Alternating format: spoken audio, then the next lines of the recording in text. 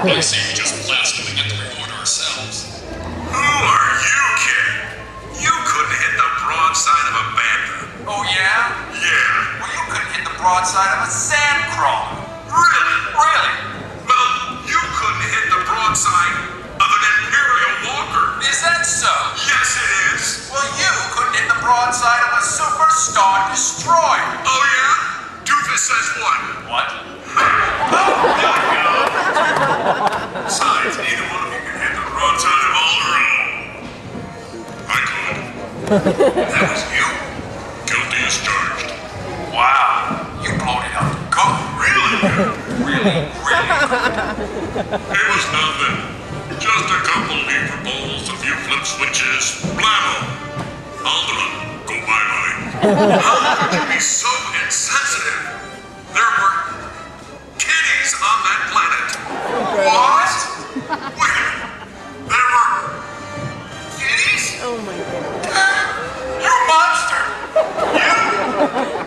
Just go back to your corner. What? Huh? Yes, sir.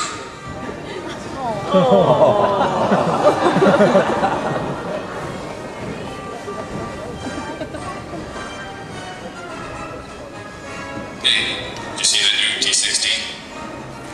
Oh, yeah. You still like those, huh? You know, I remember the last time you asked me that question. We were on the Death Star guarding the power grid. Right. Right before all this shooting started. I'm surprised I remembered that. Why do you say that? Well, right before that, I was storming Sector 4's control station, and I totally bashed my head on the blaster door. Embarrassing. That was you? I saw that on the security cam. We all saw it. Hey, you in the back. Roll that security footage. No, don't! Roll it! Okay, here you are. You're walking, and then... wham! Let's see that again. What is this, Sector 4's funniest videos? Okay, here you go. All seems fine, and then... bam! That had to hurt. 31 years, and it's still just as funny. You know what else is fun to watch? What? How about my favorite episode of the Donnie and Marie Show, featuring a certain somebody shaking his groove thing? You wouldn't. Oh, yes, I would. Roll it.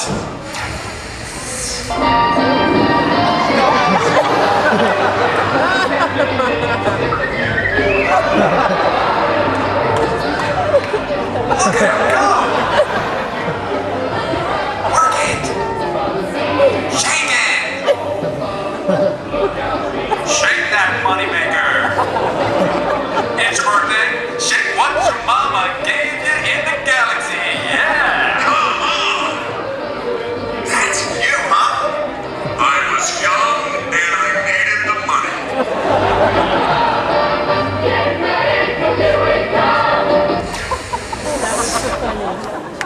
Alright, fun's over. Back to your control. That was funny, though.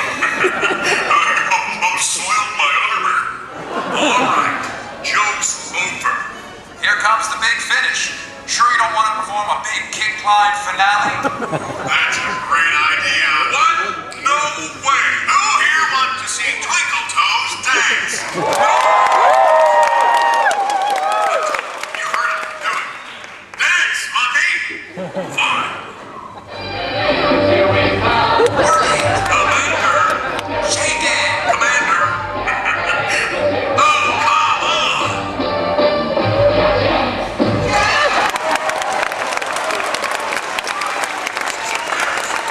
Maybe next time you'll try to embarrass me in front of strangers.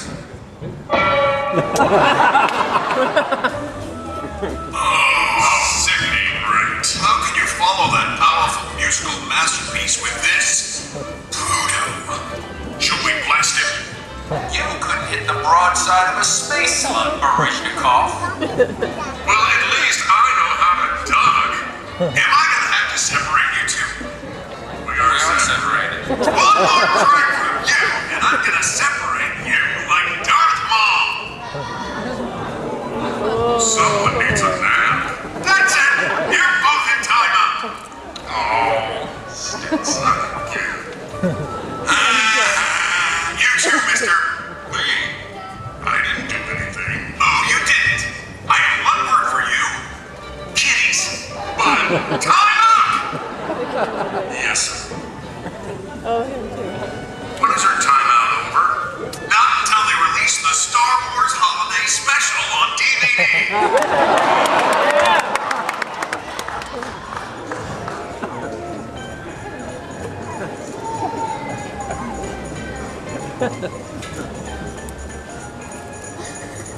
Maybe you're there time out. Look at that. They look pitiful. Should I let them out of timeout? Why am I asking you? All right, you three, back to your posts. And as for all of you, I couldn't help notice the signs behind us. So, who here has joined or is going to join the Rebel Alliance? Let me hear you. Make note of those individuals. All right. Now, who here has joined or is going to join the most powerful force in the galaxy, the Empire? Come on! Okay. Rebel Alliance.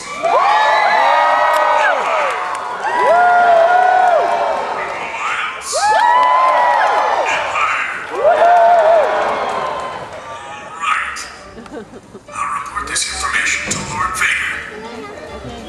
You know, those lightsabers some of the rebels have are really neat. Did he just say neat? Afraid so.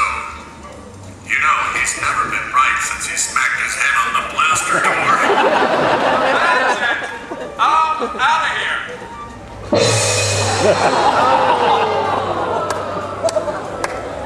Hey, I've been working on some impressions. You want to hear them?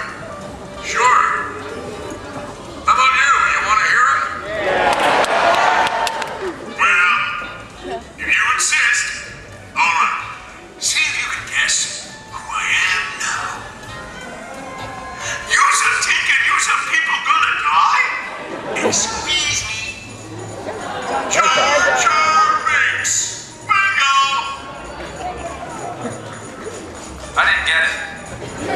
Don't you have a wall to run into? Do another one. Okay. See if you can guess this one. Backward test. Make no sense to our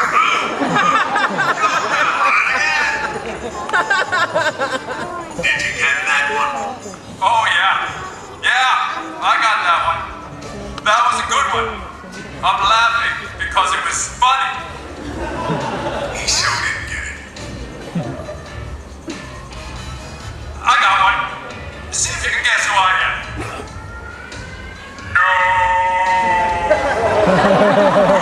Who am I? Here's another hint. Where's Padme? No. Oh my gosh! Who's your daddy?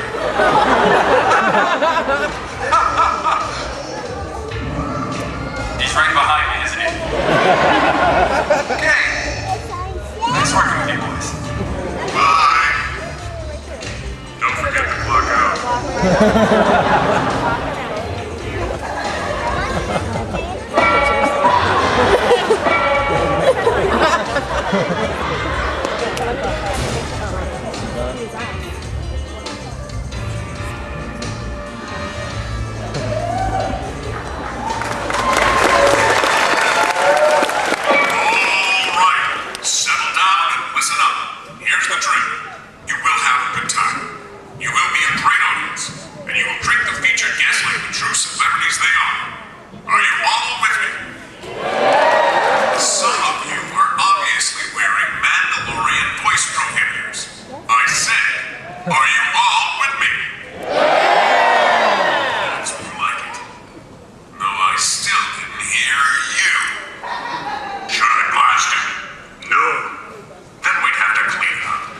His kind makes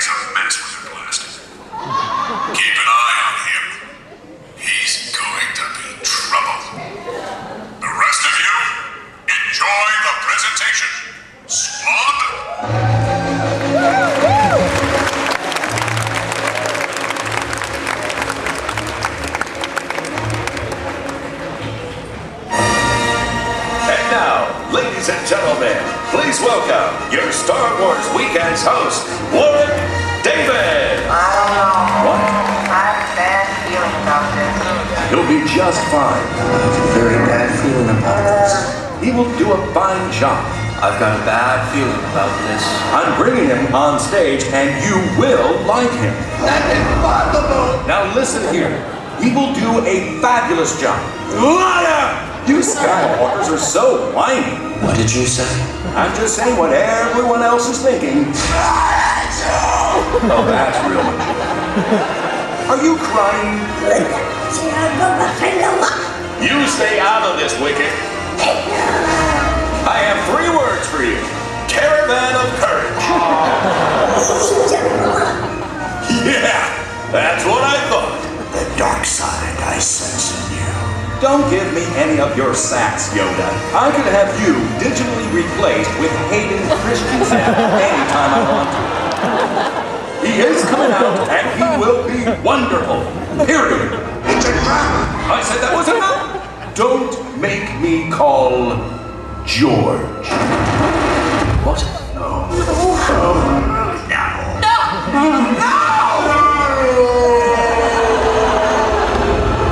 None of this.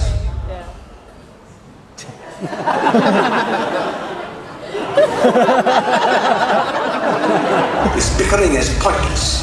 That's better. And now, ladies and gentlemen, please welcome your Star Wars Weekend's host, Warwick Davis. Hello! Hello everyone, welcome! Hello, thank you very much indeed. Welcome to the Stars of the Saga Star Wars Celebrity Talk Show. You having a good time at Star Wars Weekends? Yeah! Oh, it's good to see so many of you here. It's really fantastic. I'm sorry, there's a guy yawning down here. I felt like I was going to fall in the Sarlacc pit. No, it's fabulous to see you. Actually, sorry, I've just noticed these on the table here. Does anyone know what these are? Yeah, these were the actual bowlers that I swung around my head as Wicket in Return of the Jedi. Do you remember the moment? Yeah. Let's take a look at that now. We've got that. We'll go on screen. There we are. Great. Fantastic. I wonder if I can still do that. It was some time ago. It's over 26 years ago. Let's just have a go. Let's reenact this right now for you, live. Okay? Just get your cameras ready. This is a photo opportunity coming up here. So you're going to have to imagine now, this is the log. Okay? We're in the Endor Forest. Let's give this a go. Here we go. Okay? Look at that. I can still do it after all these years. Oh yeah. Oh yeah.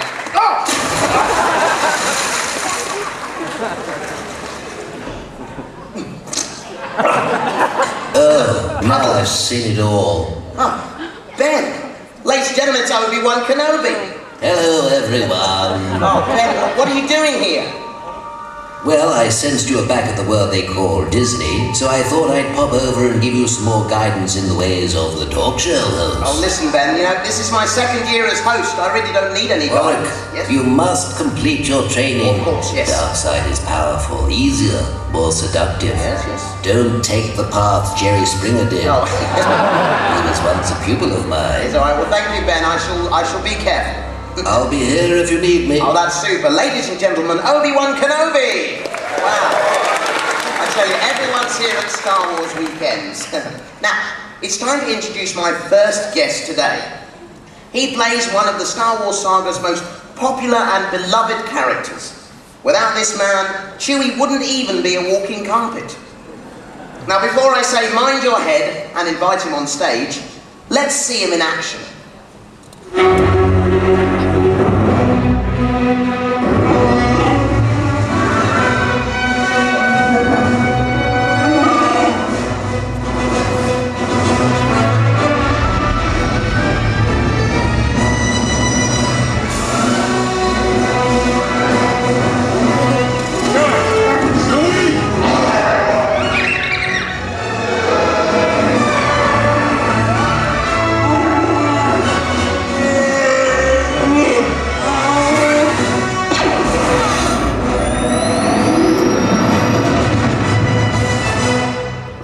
gentlemen, please look to the sky and welcome the Ewok on steroids, the mighty Chewbacca himself, Mr. Peter Mayhew!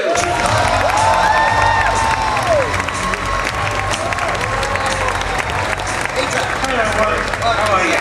Welcome, take a seat there. It's really great to see you, Peter, here at It's Star Wars wonderful Weekend. to be here. Are you having fun? I always have fun at Disney. What's your favourite ride here at Walt Disney World? The rock and roller coaster. Roller coaster, yeah. And Space Mountain, or whatever. Yeah, the Space Mountain, the roller Space coaster. You Mountain, like roller roller coaster. coasters, yeah. It's a little bit difficult for me. I don't actually pass the height restrictions on any of I was those. going to say, you must have a problem. I do. It's not a problem for you, though, sir. No, I unscrew my legs and put them inside so that... Excellent, excellent. Well, Peter, I've chatted to you a couple of times before, but I just didn't want to ask the same old questions. I'm sure you've heard them all before, so Yeah. I've done a bit of research, okay? Yeah. And I think I've come up with some questions that you might never have heard before, so let's start off with those. Okay. How tall are you? 7'2". 7'2", good. I'm doing okay. Yeah, you're doing fine. Do you have a really big bed? Yes, it's 9 foot wide, 9 foot long. Good, okay, yeah, we're doing You're that. marvellous. Thank you. And what's your shoe size? It's about 18. 18. 18, 4H. So it's wide and long. Wide and long, brilliant. It's boxes. Of course, Peter, we're talking about your shoe size then. You're Yeah. talking about your feet. Now, your feet were very important, weren't they, to you? Extremely Your important. feet were your entry into this business we call show. Yes. Well, cut a long story short, I was working with a little guy. Not your size little guy, a bit bigger. And this guy was looking for people with big feet for the Guinness Book of Records. Right. He saw us, took a picture, picture went into the paper, and the producer was coming home from one of the studios. They were looking for someone to play a Minotaur in Sinbad and the Island Tiger. Ta-da! Peter's the one, and it got me into Ray Harryhausen's world. Yeah. And I was the Minotaur, I rode the boats and used all the stuff when they wanted big people as against models. And then, of course, you were spotted by George Lucas. Yes, recommendations to George for the Star Fantastic. Wars and Chewie was born, and here we are today. It's a wonderful story, that, Peter, because like so many actors involved with Star Wars, my story is the same, and I know Jeremy Bullock's is the same. You kind of fell into the role by chance, in a way. Well, yes, when you're my size, the opportunity only comes once. And you grasp that. Totally. You get hold of it two-handed and go with it, and fortunately, with a wonderful character. Well, it was down to your wonderful performance, I think, wasn't it? Yes, Because Chewbacca isn't Chewbacca without Peter Mayhew. True, we all know that. even George has said this. Yeah, and you did a fantastic job. And we've got a little bit of video which takes us back now, Peter, to 1977 and your memories of that time. Let's have a look. I put that mask on and Chewie transformed. Wow. Me. I transformed. The attitude was different. The walk was different. Chewie turned on. Do the scenes. Come back. Take the mask off. Peter was back. Action. That old man's mad. You said it, Chewie.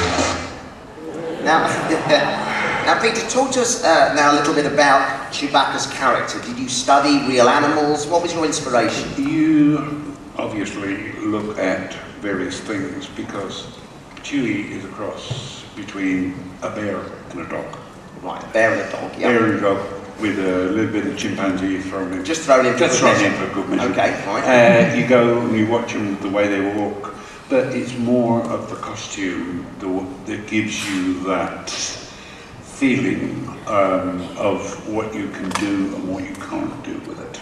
Right, but underneath there, once you're in all of that outfit, you're going through a different thought process. You're thinking like Chewbacca, yeah. You're thinking, I wonder how long this is going to take. That's thinking like Peter, that is. No, Chewie thinks very similarly. Does he? Because Han is always running you. We can do this, we can do that. You've got to think, hang on, what about the history that went before before this movie was made. Yes. All the characters, all the characters are built up. They've got a backstory. They've got a backstory, which hasn't come out at that particular time. Now, you're very modest about all this, Peter, but I know that on The Empire Strikes Back, for example, you were taken ill one day, and they brought another tall chap in. They thought, well, we'll get someone else the same height as Peter, put the costume on, we'll be all set. They filmed for a day, but they couldn't use any of it. It didn't work, purely because my body works in a different, moves in a different way. Yeah. And they put this guy in the costume, put the 3PO backpack on. He nearly fell over with it because it was weighed about 40 pounds. And Kirsch was we were doing the running scene towards the Falcon.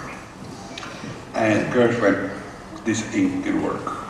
So they moved on, and fortunately, it was a weekend, so come Monday, Peter was back, and Chewie was reborn. And of course, we carried on and did it. And of course, you're that important to the role that you were actually brought back for Revenge of the Sith. Tell us about that. That was fabulous. I knew that Chewie would be able to, was around, because he's around in the beginning of Episode 4. So he must be around because he's old enough. He will be younger. So I had a feeling all these years, and it just went, and I figured, right, if they want me, it's fine. If they don't, I can live with this particular character. Fortunately, they needed me because it was more expensive to do it CGI. They tried it CGI, it just didn't work because of all the hair. So they tried Yoda, that worked. But Chewie, no, didn't work. You're very, very important to that role, Peter. You certainly are. It's lovely. Now, I'm looking here, and this was a very important scene from the end of A New Hope there. And something that I know has troubled you, and troubles me, and I'm sure many fans, is that we see poor old Chewie standing there, and he didn't get a medal. I know. Didn't get a medal. I was disgusted. I really was. It is a shame. Now, I think I ought to get one medal on that. Don't worry about it. We're here in Walt Disney World. This is the place where dreams come true, and today we're going to make Chewie's dreams come true with a little bit of Disney magic. So let's just try this. There. Only one. Chewie has a medal. Is that right? What do you mean? Only one. I'm service. Come on. I've been here for 30 years. All right. Have we got another medal? Have we got any more Disney magic for another medal? There, Chewie. Are you happy now? Is that enough? No, well, if you throw me a spare one, I'll deal with it. He wants another one now, ladies and gentlemen. He wants another one. Okay. I think it's starting to look a bit over the top now. I think okay. 3 medals will do. Oh, there's more. Look at that. Well, sorry, when you work it out, it's got 3. It's 1. Look at that. So 50 years as well. So much belief. Ladies and gentlemen, Mr. Peter Mayhew. Hey.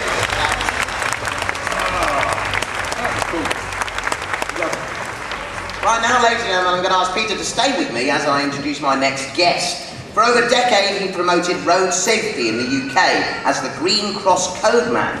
Then he got crossed with a man wearing green, an Imperial officer, in Star Wars as Darth Vader. This character has been voted one of the screen villains of all time. Is he? You decide.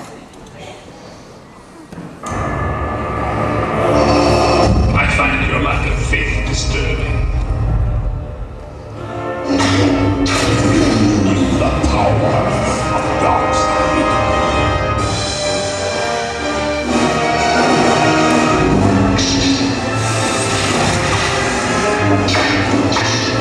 Have you not? Luke, I am your father. Ladies and gentlemen, prepare yourselves to experience a disturbance in the Force. Feel honoured and very afraid as you welcome the Dark Lord himself, Mr. Dave Prowse, MBE.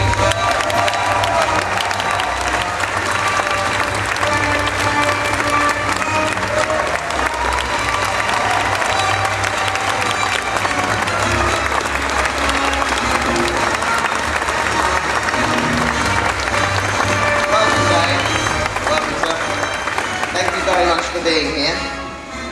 Big crowd today to see you, Dave. Both of you. Thank you. Two giants of the Star Wars universe, quite literally. Quite literally. Now, Dave, I was going to ask you, the MBE at the end of your name there, That's MBE, right. what does that stand for? It means I'm a member of the Order of the British Empire, which is an award from the Queen, Queen of England, for services to road safety and charity. Fantastic. I had 14 years.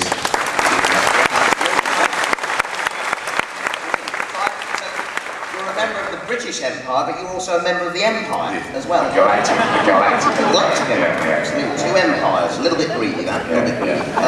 Now, your big break into this world of showbiz was through your bodybuilding and your weightlifting achievements. That's right, yeah. Tell us a little bit about that. Well, I was a bodybuilder for about 10 years, from the time I was 15 to the time I was about 25. And I eventually got invited to enter the Mr. Universe contest, which was quite an experience. And at the end of the competition, the chief of the judges came out to me and they said, look, you will never ever win the Mr. Universe. And I said, well, why not? I'm the biggest competitor you've ever had. I'm 6'7". I'm knocking on about 280 pounds at the moment. And they said, oh no, it's nothing to do with your physique. They said, you've got ugly feet. So I thought, well, if that's what bodybuilding, I'll chuck it in and go into competitive weightlifting. And so in 1961, I had third place in the British Weightlifting Championships. In 62, I won it, and I became the British Heavyweight Weightlifting Champion. And I did the World Championships in Budapest. I did the Empire and Commonwealth Games in Perth. 63, I won again. 64, I won again. And then 64, we were training to go to Tokyo for the Olympic Games. And I qualified, and I'd been selected for the team. And at the very last minute, the Weightlifting Association got in touch and said, ever so sorry, but we haven't got enough money to send a heavyweight to Tokyo, so you won't be going. So that was a sort of big disappointment for me, not to go to the Olympics. What was that to do with, like, excess baggage or something on the plane? No, excess baggage on me, probably. Now, Dave, you trained a lot of celebrities as well, didn't you? That's right, Well, I had 3 gymnasiums in my career. Yeah. Well, 4 gymnasiums, actually. I had the 3 main ones. I trained all sorts of different celebrities. I always remember my very first famous celebrity was Albert Finney, who was obviously one of Britain's greatest actors. Of course. And it was quite interesting because he used to come into the gym and do a little bit of training and then go into the sauna. And it was quite normal for you to go into the sauna and sit down next to Albert Finney and have a chat with Albert Finney. Well, another great actor that you trained, you may not remember this, was me, of course. That's right. I remember it well. We have a little clip of it here. Me at your gym doing a bit of training. You were 11 years old then? I was 11 years old, yeah, right? 11, Yes, yeah. we do have some footage here of this. With a bit of luck. What's this? Not what I had in mind, but I'll try it anyway. Coming up there. Oops, there we go. I might have beaten him pound for pound. Yeah, I might have beaten you pound for pound. A long time ago. Now, so due to your extreme size and obviously strength, you were cast as Darth Vader. But tell us just about that casting, how that actually came about. Well, the thing was, in 1970, I did a very famous film, Stanley Kubrick's Clockwork Orange. Anybody see a Clockwork Orange? It was a major step in my career, in as much that I'd worked for Stanley Kubrick, and the mere fact that I'd worked for Stanley Kubrick, I suddenly became sort of Dave Prowse actor. Instead of being sort of Dave Prowse the heavy and the monster and the creature, I suddenly became sort of Dave Prowse actor. And I was being offered all sorts of things, everything from Shakespeare to, I did the Open University drama course and all sorts of different things. And fortunately what happened was the film came out in 1971, came out very briefly in 71, and then got taken off because Stanley Kubrick started getting all sorts of death threats over the sort of the sexuality of the film and the violence of the film. And but luckily for me, George Lucas saw the movie during that very short period and remembered me for 5 years and came over to London in 1976. And I got a call from the managing director of 20th Century Fox, who I knew personally. And he said, I got this fellow over from America called George Lucas, and he wants to see you.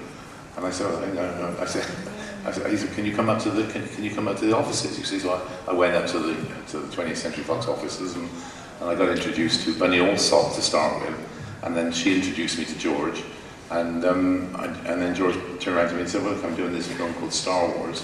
I saw you in Clockwork Orange." And he said, "If you're good enough for Stanley Kubrick, you're good enough for me." And he said, "I'd like to offer you one of 2 parts in the movie." And the first part was Chewbacca, and I said, what's Chewbacca? And he said, well, it's like a hairy gorilla that goes through the film on the side of the goodies, like, you know. And I thought, well, do I want 3 months in a sort of gorilla suit, Yes. as it were, he said.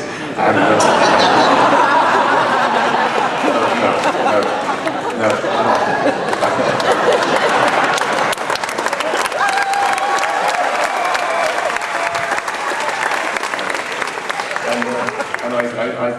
I said, no, I don't fancy that very much, George. I said, what's the other one? He said, well, the other one's the big villain of the film.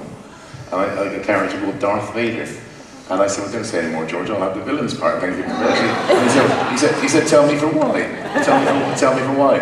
And I said, well, if you think back on all the movies that you've ever seen where there are goodies and baddies, I said, you always remember the villain. I said, you think back on all the James Bond movies, I said, you remember people like Dr. No, you remember Oddjob, you remember Goldfinger, you remember Jaws, you remember Scaramanga, you remember Blofeld, you remember all these terrible villains. Sorry. I'm just imagining if things had been reversed. I said, but you tell me who played James Bond in the movie. And he said, Dave, he said, I think you've made a very wise decision. He said, because nobody will ever forget Darth Vader. And I haven't. And here we are, 30 years later. And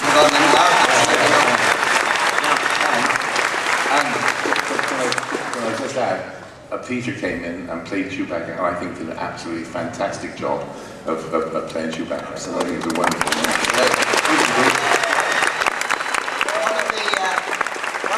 Memorable scenes, I think, from the entire Star Wars saga, at least in the classic trilogy, was the moment that Darth Vader exclaims that he is Luke Skywalker's father. And we're just going to remind ourselves of that moment, and I believe you have a story about it. Let's just take a look.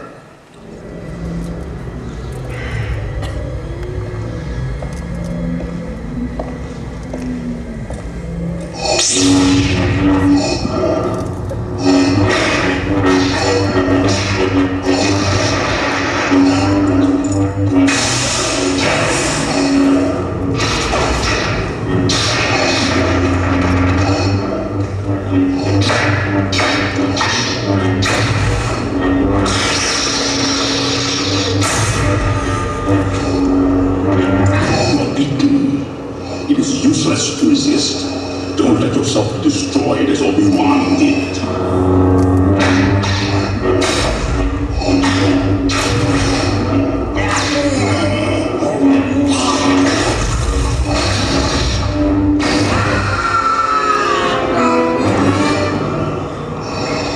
There is no escape. Don't make me destroy you. You do not yet realize your importance. You have only begun to discover your power. Join me, and I will complete your training. With our combined strength, we can end this destructive conflict and bring order to the galaxy. I'll never join you! If you only knew the power of the dark side. Obi-Wan never told you what happened to your father. He told me enough. He told me you. No. I am your father. Well,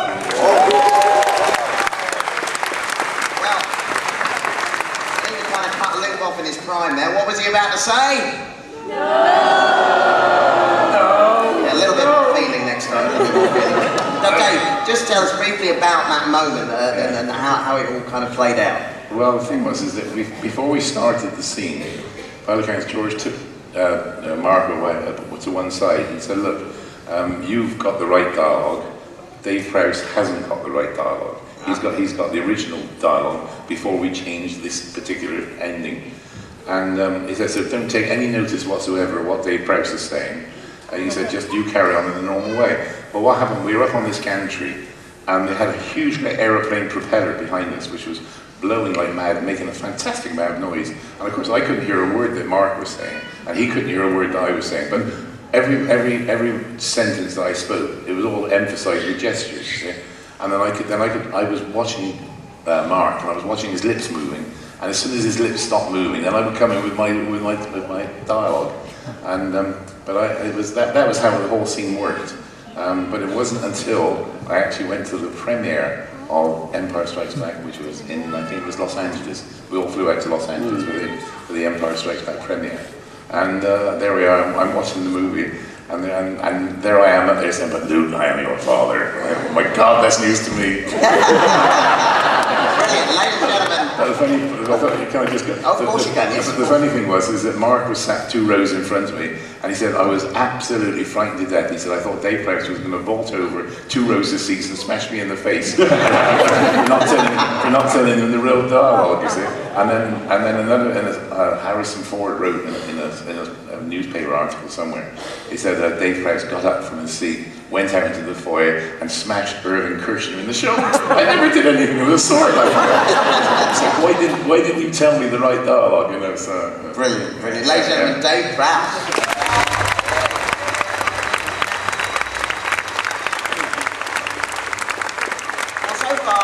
I've been up here doing all the hard work, being thoroughly entertaining, I think. But now it's time for you to do some of the work. It's time for you, the audience, to ask the questions, to take my place. Not literally, the stage isn't big enough, and quite frankly, you don't look as good. So I believe we've got Jim out here somewhere with some questions. Do we? We don't. Yes. Oh, you're right over there today. Come on in over. That's it. Okay, let's see what we have here. We have Brian from Tampa. Yes. Gentlemen, I just want to say thank you, first of all, for your wonderful contributions. And my question is actually to all 3. How much of your personality were you able to bring to the characters, and vice versa? How much did you take home with you? Okay, good. So how much of you is in Chewie? I think we kind of found out there was quite a lot of Peter in Chewie. There's probably about 70% of me. The walk, the actions, and the eye movements and the head movements. But to doing the other way, how much did I take away from it?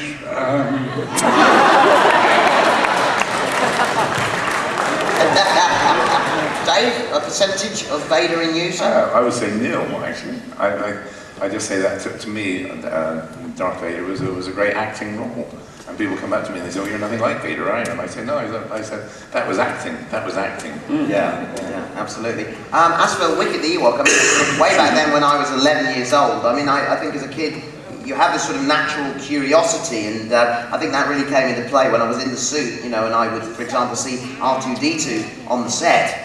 Quite literally, my own curiosity got the better of me, and I thought I'll go and have a look and kind of check this out, as I felt the character would do. And those kind of moments were picked out by the filmmakers, and they used to make little scenes out of my kind of ad-libbing sort of natural 11-year-old curiosity. Oh, look, isn't he sweet there? Lovely. Next question here, please. All right, we have Stephanie from Orlando. Yes. How have your life changed when you made all episodes of Star Wars? How have our lives changed since being in Star Wars? Dave? I'm still there. I'm still Dave Prowse. I still live in the same house. I still have the same wife. And the same children.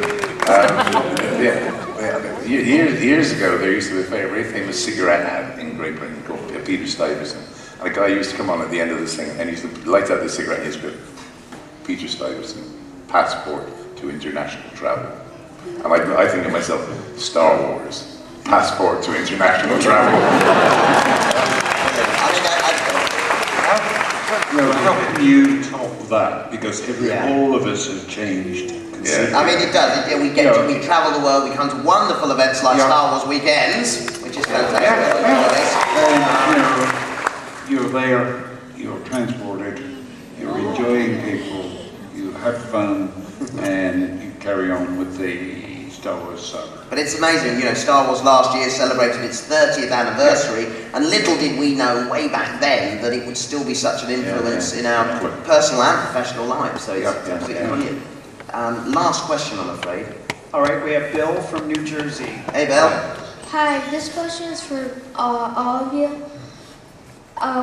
In what episode did you star in that you liked the most? Okay, which was your favourite episode that you were in? For me, I think it was Empire. Yes. I've always felt of the 3 Star Wars movies that I was in, Empire, I had the nicest experience of working on Empire. I thought Irving Kirshner was a wonderful, very, very feeling director. and had a really nice association with him. And I always felt, to be perfectly honest, that Empire was like the adult version of Star Wars. I mean, Star Wars was a great movie, but as I said, I always just felt that it was a much deeper and a stronger movie. Do you agree with those comments?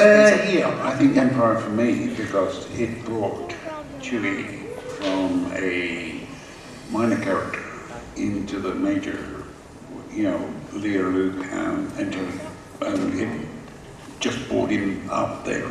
As I say, Dave says, Kirsch was a great director. He knew what he wanted, and he could transpose it to He was marvelous because he would sit down with you, and explain everything to you, and which George never did. I mean, George used to say something like, "You come in here, you deliver your lines there, and you walk off there," and that was it. That was George's direction. Whereas Irving would sit down with you and say, "Well, look, this is what you want to be thinking about because you've just been there, and you've killed 3 stormtroopers and 4 captains." And you're now going off to somewhere else where you're not very happy with the situation there, and you had all this going on. It was a wonderful explanation as to how the film was working. Fantastic. Well, gentlemen, you've both been wonderful this afternoon. Can I hear it one more time from Mr. Dave Prowse?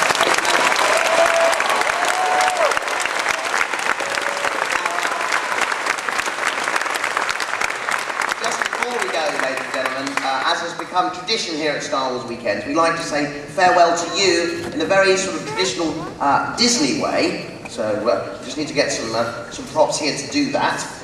So we have the lovely Mickey Mouse hats for you. Dave. Something I've always wanted. Excellent. I should don mine now. Oh my God. So now we're going to sing the Mickey Mouse song for you, ladies and gentlemen, now with the help of a couple of other people. So can I have a C now, please? So I can find my key. Me. Is it too high? That's too low now. That's good, that's good. And now it's time to say goodbye to all our M.I.C. See you real soon. Why you care? It's better? Because she loves you. Everyone!